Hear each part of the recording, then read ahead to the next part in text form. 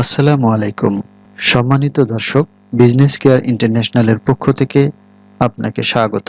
Authorised capital এবং paid up ক্যাপিটালের উপরে ধারাবাহিক আলোচনায় আজকে আমরা রয়েছি দ্বিতীয় পর্বে। আপনি যদি ইতোমধ্যে প্রথম পর্বটি না দেখে থাকেন তাহলে প্রথম পর্বটি দেখে নিতে পারেন। প্রথম পর্বের ভিডিও লিংক এই ভিডিওর নিচে পাওয়া যাবে। প্রথম পর্ব দেখার পরে যদি দ্বিতীয় পর্বটি দেখেন তাহলে দুইটি পর্বই আপনার কাছে খুব বেশি সহজবোধ্য হবে এবং আপনি এনজয় করবেন। চলুন তাহলে দ্বিতীয় পর্বটি শুরু করা যাক।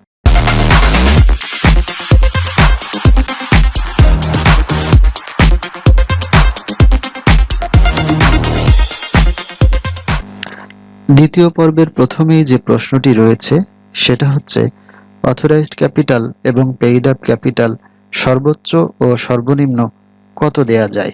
আসলে অথরাইজড ক্যাপিটাল এবং পেইড আপ ক্যাপিটাল সর্বোচ্চ এবং সর্বনিম্ন কত হবে তার কোনো সীমা পরিসীমা নেই। এটা নির্ভর করে আপনার ব্যবসার ধরনের উপরে এবং ব্যবসায় আপনি কত বিনিয়োগ করতে পারবেন আপনার সেই ব্যক্তিগত সামর্থ্যের উপরে। দ্বিতীয় যে প্রশ্নটি রয়েছে সেটা হলো অথরাইজড ক্যাপিটাল এবং পেইড আপ ক্যাপিটাল কম বেশি হলে তার সুবিধা এবং অসুবিধা কী। এক্ষেত্রে দুইটি সুবিধা এবং দুইটি অসুবিধা রয়েছে। প্রথমত, এই দুইটি বেশি হলে আপনি বেশি বিনিয়োগ করতে পারবেন আর এই দুটি কম হলে আপনাকে কম বিনিয়োগ করতে হবে। দ্বিতীয়ত, এই দুইটি যত কম হবে আপনার কোম্পানিটি তত ছোট কোম্পানি হিসেবে পরিগণিত হবে। পক্ষান্তরে এই দুইটি যত বেশি হবে আপনার কোম্পানিটি তত বড় কোম্পানি হিসেবে পরিগণিত হবে। আমি যদি একটি উদাহরণ দিয়ে বলতে যাই তাহলে এভাবে বলা যায় যে মনে করুন একটি কোম্পানির পেইড আপ ক্যাপিটাল 20 লক্ষ টাকা, আরেকটি কোম্পানির পেইড আপ ক্যাপিটাল 2 কোটি টাকা। যে কোম্পানির পেইড আপ ক্যাপিটাল 20 লক্ষ টাকা তার চেয়ে ওই কোম্পানিটি বড় যে কোম্পানির পেইড আপ ক্যাপিটাল 2 কোটি টাকা। যে কোম্পানিটি বড় তার কদরে একটু বেশি। এটাই হচ্ছে অথরাইজড ক্যাপিটাল এবং পেইড আপ ক্যাপিটাল কম বেশি হওয়ার সুবিধা এবং অসুবিধা।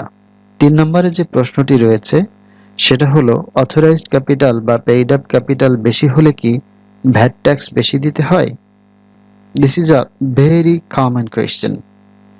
অথরাইজড ক্যাপিটাল এবং পেইড আপ ক্যাপিটালের সাথে ভ্যাট ট্যাক্সের কোনো সম্পর্কই নেই। প্রথমেই আমরা ভ্যাট নিয়ে বলি। VAT, VAT, value added tax, বাংলায় বলে মূল্য সংযোজন কর। অর্থাৎ আপনি আপনার কাস্টমারের কাছে যে পণ্য বিক্রি করবেন সেই পণ্যের মূল্যের সাথে একটি কর যোগ করতে হবে। ধরুন আপনি 100 টাকার পণ্য বিক্রি করলেন এবং তার সাথে ভ্যাট বা কর 5 টাকা যোগ করলেন, তাহলে টোটাল আপনি ওই কাস্টমারের কাছ থেকে 105 টাকা নেবেন। এখানে 100 টাকা আপনার এবং বাকি 5 টাকা হচ্ছে সরকারের। এই 5 টাকা আপনার কাস্টমার আপনার মাধ্যমে সরকারকে প্রদান করলো। আপনার উচিত হবে এই 5 টাকা সরকারকে পৌঁছে দেয়া। এভাবে আপনার বিক্রি যদি 1000 টাকা হয় তাহলে আপনার নিজের টাকা হবে 1000 এবং ভ্যাট হবে 50 টাকা। সুতরাং এই আলোচনা থেকে আমরা এটাই বুঝতে পারি যে বিক্রি যত বেশি হবে ভ্যাট তত বেশি হবে। এক্ষেত্রে কোম্পানির অথরাইজড ক্যাপিটাল বা পেইড আপ ক্যাপিটাল কম না বেশি সেটা কখনোই বিবেচ্য বিষয় নয়। এবার আসি ট্যাক্সের কথা। এখানে আমরা ট্যাক্স বলতে যেটা বুঝে থাকি বা যেটা মিন করি সেটা হচ্ছে ইনকাম ট্যাক্স বা আয়কর। ইনকাম ট্যাক্স বা আয়কর নির্ভর করে আয়ের উপরে। অর্থাৎ বছর শেষে আপনার কোম্পানি যে টাকা প্রফিট বা লাভ করবে তার উপরে আপনার কোম্পানিকে ইনকাম ট্যাক্স বা আয়কর দিতে হবে। মনে করুন আপনার একটা কোম্পানি রয়েছে যেটার পেইড আপ ক্যাপিটাল 1 কোটি টাকা। দেখা গেল বছর শেষে আপনার কোম্পানি 3 লক্ষ টাকা লস করেছে। তাহলে এক্ষেত্রে আপনাকে কোনো আয়কর বা ট্যাক্স দিতে হচ্ছে না। পক্ষান্তরে আপনার যদি এমন হয় যে আপনার কোম্পানিটির পেইড আপ ক্যাপিটাল 20 লক্ষ টাকা, তো এই 20 লক্ষ টাকার কোম্পানি বছর শেষে 25 লক্ষ টাকা প্রফিট বা লাভ করেছে, তাহলে এই 25 লক্ষ টাকার উপরে আপনার কোম্পানিকে আয়কর প্রদান করতে হবে। এই আলোচনা থেকে আমরা যেটা বুঝলাম সেটা হলো 1 কোটি টাকার কোম্পানি হওয়া সত্ত্বেও তাকে কোনো আয়কর দিতে হচ্ছে না। পক্ষান্তরে 20 লক্ষ টাকার কোম্পানি হয়েও তাকে কিন্তু আয়কর দিতে হচ্ছে। সুতরাং আয়কর কোম্পানির অথরাইজড ক্যাপিটাল বা পেইড আপ ক্যাপিটালের উপরে কখনোই নির্ভর করে না। এটা নির্ভর করে বছর শেষে আপনার আয় কত হলো বা লাভ কত হলো সেটার উপরে।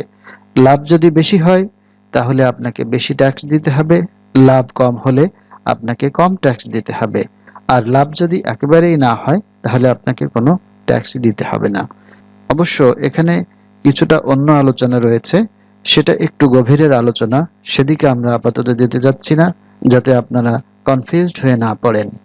তাহলে এটা থেকে আমরা বুঝতে পারলাম যে অথরাইজড ক্যাপিটাল বা পেইড আপ ক্যাপিটালের সাথে ভ্যাট ট্যাক্সের কোনো সম্পর্ক নেই। সুতরাং আপনি আপনার ব্যবসার ধরন এবং ব্যবসায় আপনার বিনিয়োগের সামর্থ্য অনুযায়ী অথরাইজড ক্যাপিটাল বা পেইড আপ ক্যাপিটাল সেট করবেন বা নির্ধারণ করবেন। ভ্যাট ট্যাক্সের চিন্তা একেবারেই করা উচিত হবে না। অথরাইজড ক্যাপিটালের চেয়ে পেইড আপ ক্যাপিটাল কখনো বেশি হতে পারবে না, তবে সমান হতে পারবে। মনে করুন আপনার অথরাইজড ক্যাপিটাল 1 কোটি টাকা, আপনি পেইড আপ ক্যাপিটাল 1 লক্ষ টাকা দিতে পারেন, 5 লক্ষ টাকা দিতে পারেন, 20 লক্ষ টাকা দিতে পারেন, 50 লক্ষ টাকা দিতে পারেন, 80 লক্ষ টাকা দিতে পারেন, এমনকি 1 কোটি টাকাও দিতে পারেন। কিন্তু আপনাকে খুব ভালো করে মনে রাখতে হবে যে আপনার পেইড আপ ক্যাপিটাল কখনোই 1 কোটি টাকার বেশি হতে পারবে না, কারণ আপনার অথরাইজড ক্যাপিটাল হচ্ছে 1 কোটি টাকা। সুতরাং এই জিনিসটি আমাদেরকে কোম্পানি রেজিস্ট্রেশনের সময় বা কোম্পানি রেজিস্ট্রেশনের শুরুতে খুব ভালো করে মনে রাখতে হবে যে অথরাইজড ক্যাপিটালের চেয়ে পেইড আপ ক্যাপিটাল কখনোই বেশি দেওয়া যাবে না, তবে চাইলে সমান সমান দেওয়া যাবে। আরেকটি প্রশ্ন আমরা যেটা প্রায়ই শুনে থাকি সেটা হচ্ছে, অনেকেই বলে থাকেন যে অথরাইজড ক্যাপিটাল বা পেইড আপ ক্যাপিটালের চেয়ে যদি আমি বেশি বিনিয়োগ করি তাহলে কি হবে। প্রথমত এটা হচ্ছে বেআইনি তথা অন্যায়। আমি ধরে নিলাম আলোচনার স্বার্থে আপনি তারপরেও অথরাইজড ক্যাপিটাল বা পেইড আপ ক্যাপিটালের চেয়ে বেশি বিনিয়োগ করলেন, তাহলে কি হবে। মনে করি আপনার পেইড আপ ক্যাপিটাল এবং অথরাইজড ক্যাপিটাল দুটিই 50 লক্ষ টাকা। আপনি 50 লক্ষ টাকা নিয়ে ব্যবসা শুরু করেছেন। ব্যবসা করতে করতে 2-3 বছর পরে আপনার বিনিয়োগ বাড়াতে হচ্ছে। সেক্ষেত্রে সঠিক যেটা নিয়ম বা কোম্পানি আইন যেটা বলে সেটা হচ্ছে যে আপনাকে অথরাইজড ক্যাপিটাল এবং পেইড আপ ক্যাপিটাল দুটোই বাড়াতে হবে আপনার প্রয়োজন মতো। ধরে নিলাম আপনি 25 লক্ষ টাকা বাড়াতে চাচ্ছেন। এই 25 লক্ষ টাকা বাড়িয়ে তারপর আপনি অতিরিক্ত 25 লক্ষ টাকা ব্যবসায় বিনিয়োগ করতে পারেন।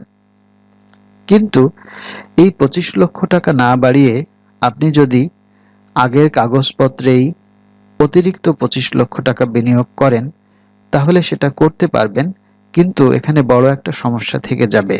সেটা হচ্ছে যেই 50 লক্ষ টাকার জন্য আপনি অনুমতি নিয়েছেন বা যেই 50 লক্ষ টাকাকে আপনি অথরাইজড ক্যাপিটাল বা অনুমোদিত মূলধন হিসেবে নিয়েছেন, সেই 50 লক্ষ টাকার বাইরে আপনি যে 25 লক্ষ টাকা অতিরিক্ত বিনিয়োগ করছেন, এই 25 লক্ষ টাকা আপনি কখনোই আপনার কাগজপত্রে বা সরকারের কাছে শো করতে পারবেন না, দেখাতে পারবেন না।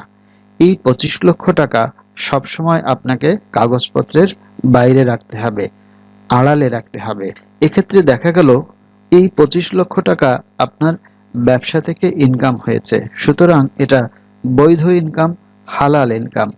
বাট বৈধ ইনকাম বা হালাল ইনকাম হওয়া সত্ত্বেও এটা আপনি সরকারকে দেখাতে পারছেন না বা আপনার কাগজপত্রে কোনো জায়গায় উল্লেখ করতে পারছেন না। বৈধ ইনকাম হওয়া সত্ত্বেও এই টাকাটি যেহেতু আপনি লুকিয়ে রাখছেন বা আপনার কাগজপত্রের বাইরে রাখছেন, সেহেতু এই টাকাটা অবৈধ। এটাকে বলা হয় ব্ল্যাক মানি বা কালো টাকা। যে টাকাটা আপনি বৈধভাবে ইনকাম করেছেন সেই টাকাটি আপনাকে লুকিয়ে রাখতে হচ্ছে বা সেই টাকাটি আপনার জন্য ব্ল্যাক মানি বা কালো টাকা হয়ে যাচ্ছে, এটা অবশ্যই আপনি চাইবেন না। সুতরাং আপনি যদি অথরাইজড ক্যাপিটাল বা পেইড আপ ক্যাপিটালের চেয়ে বেশি বিনিয়োগ করতে চান, তাহলে অবশ্যই আপনাকে কাগজপত্র সংশোধন করে অতিরিক্ত টাকাটি বিনিয়োগ করতে পারবেন। এটাই হচ্ছে আইন এবং এটাই হচ্ছে নিয়ম।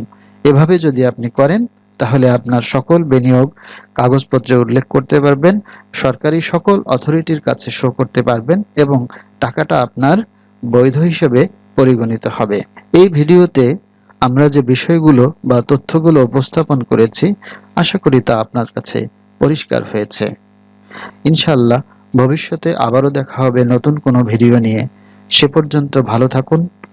সকলের জন্য শুভকামনা। আসসালামু আলাইকুম ওয়া রাহমাতুল্লাহি ওয়া বারাকাতুহু।